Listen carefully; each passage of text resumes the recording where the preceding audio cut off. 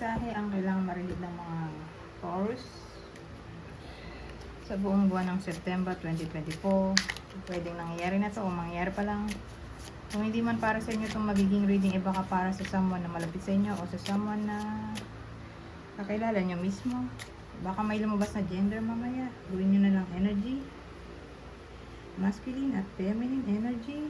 Pwede rin naman na huwag nyo nang pansinin yung gender.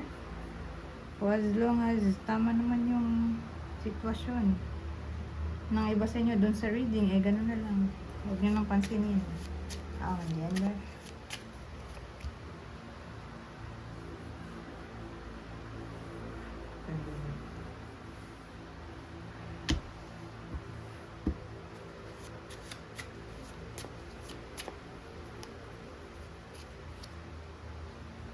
Oh, ano to?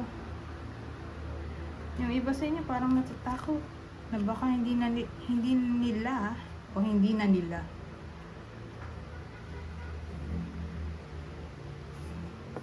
makuha tong swerte. Ano yun? Natatakot sila na hindi sila swertehin. Ganun eh. Sa September, parang puno sila ng worry na baka hindi pumanig sa kanila ang kapalaran.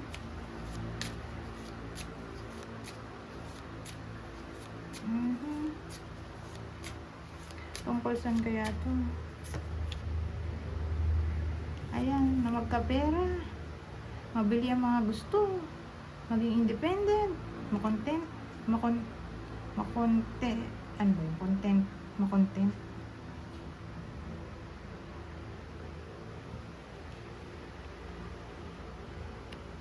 Maging contented. Ayun na lang. Ganun eh. O maging financially stable. Basta pera yung wino-worry niya dito.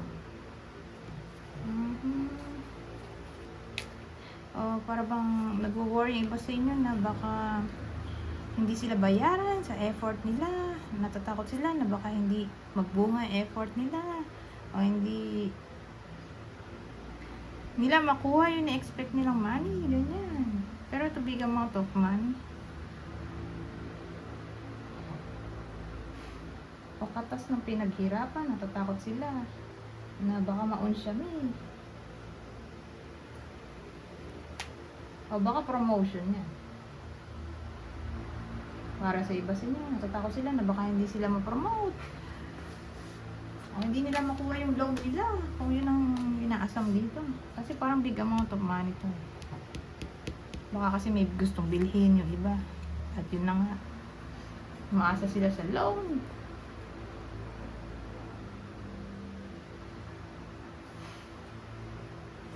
Parang may in-expect silang award dito eh.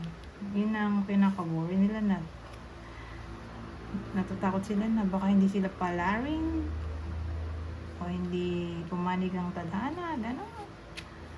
For some reason.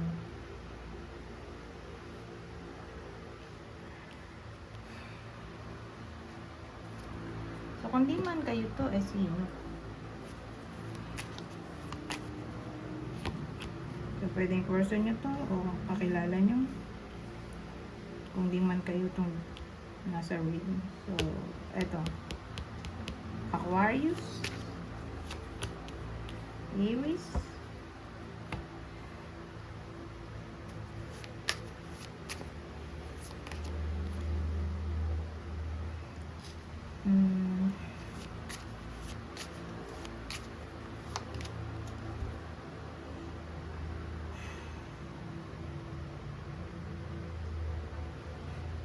Kasi sabihin natin no contact yung iba sa inyo.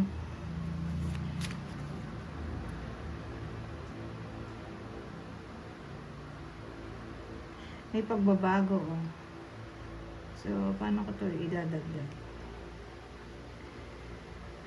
So, no contact. Kasi may transformation tayo. Kung no contact sila ng August, para sa iba sa inyo. Baka September, bumalik yung communication dahil nandito ang page of air. Sabihin naman natin puno ng lies ng August. September, magkakaroon na ng clarity. Sabihin natin nagpro-procrastinate yung iba sa inyo noong August. So, sa December na, September, ay magkakaroon na sila ng will na umaksyon. Ganun eh. Para bang for some reason nagiging curious sila.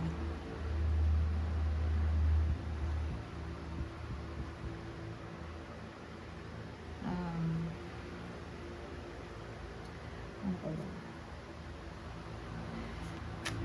So, sabihin natin yung iba sa inyo, naging tahimik nung August. Di sa September, may iba. Nagiging talkative naman sila, sociable. So, ganyan. Ito, parang natin dadagdag to. Clarifier lang kasi to eh. Pag hindi ko naintindihan, saka ko gagamitin yung clarifier.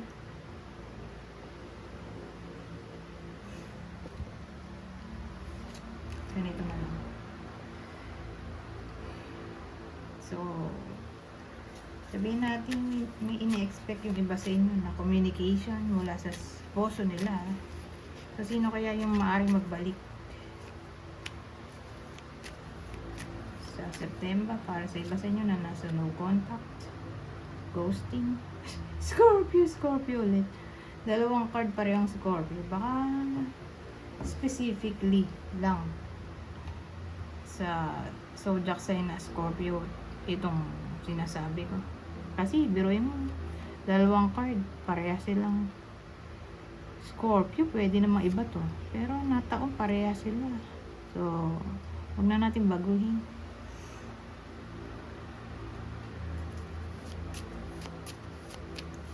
Dito naman, ano masasabi nito? Oh, wow, may wish yung iba sa inyo. At ang wish ay probably, wish or dream. At ang wish or dream ay probably may kinalaman sa gift. Kasi may hope tayo. So, sa madaling salita, makakatanggap ng regalo yung iba sa inyo. O baka ma-manifest ang gusto nilang i-manifest. Sa bagay, may nag-worry kanina, di ba? Natatakot sila na baka hindi nila ma-target yung gusto nilang mangyari. Don't worry kasi ito ang ganda nitong dalawang card. So matatarget nila yon probably. Darating yung gusto nilang mangyari. Ma-manifest nila yung don't worry. Kasi may pag-asa pa dito. Oh. Tapos may gift. Kasi yung gift hindi naman necessarily pera na hawakan o regalo talaga. Pwede rin kasi yung anything na gusto natin bilang gift.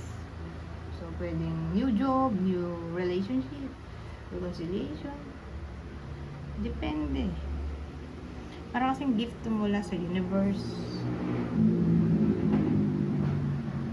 Sabihin natin gusto nila ay promotion or recognition sa trabaho. Baka yun ang matanggap nila. Imbis na money, regalo, o support, who knows, o attention. So, depende.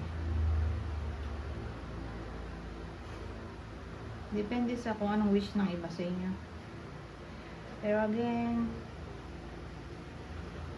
mukhang maswerte ang mga Taurus sa September. Makatanggap sila ng help o offer. Ganun eh.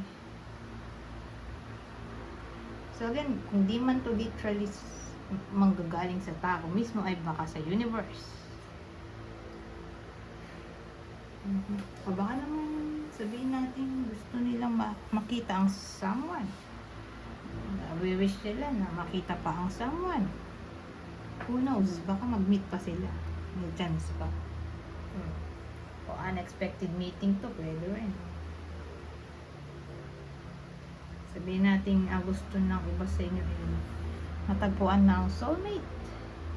Who knows, baka pwede dito. Kung yun ang gustong gift mula sa universe, sabihin natin reconciliation. Posible rin, no? So again, depende sa kung anong gusto nyo i-wish. Makakatanggap nga ng gift dito, no?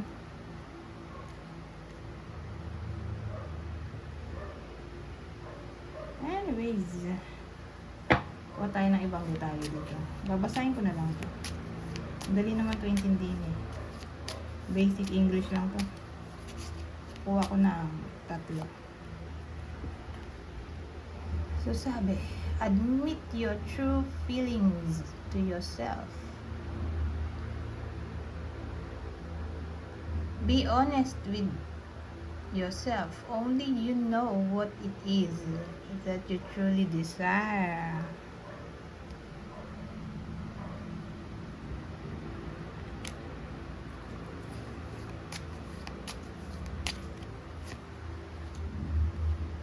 Patience, please. What you're asking for is coming about. Have patience, as there are unseen factors that need to occur first. Ito na nga yun, oh.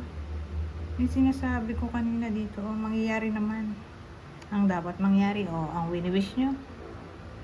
Pero kailangan lang maghintay, maging patient. Pero sabihin natin hindi mangyari ng September, magkakatotoo naman siya, kaya lang kailangan nga maghintay. So probably kung di man September, bago matapos ang taon. Okay? Taon na 2024. Baka doon ma-manifest. Kasi for some reason, kailangan maging pasensyoso ng iba sa inyo. Kasi nga, mukhang hindi agad-agad magkakatotoo.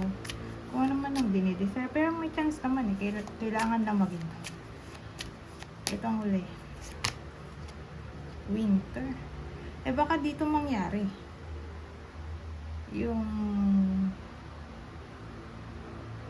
wish ng iba sa inyo. Kung hindi nga ma-manifest ng September, baka winter season siya ma-manifest.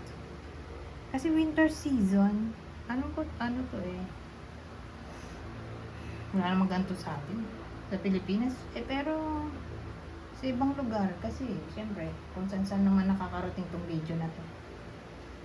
So dun sa ibang lugar may winter season, pero to be specific, ang alam kong date nito December to March. Pero wait lang, kailan nga ba yung exact date ng winter season? Saturday, December 21, 2024 Thursday, March 20, 2025. So yun yung exact period kung kailan to winter. So again, kung hindi man September mangyari yung wish dito, o hope o wish, baka dito sa winter season, December 21, 2024 to March 20, 2025. Anyways, hanggang dito na lang. Goodbye for now.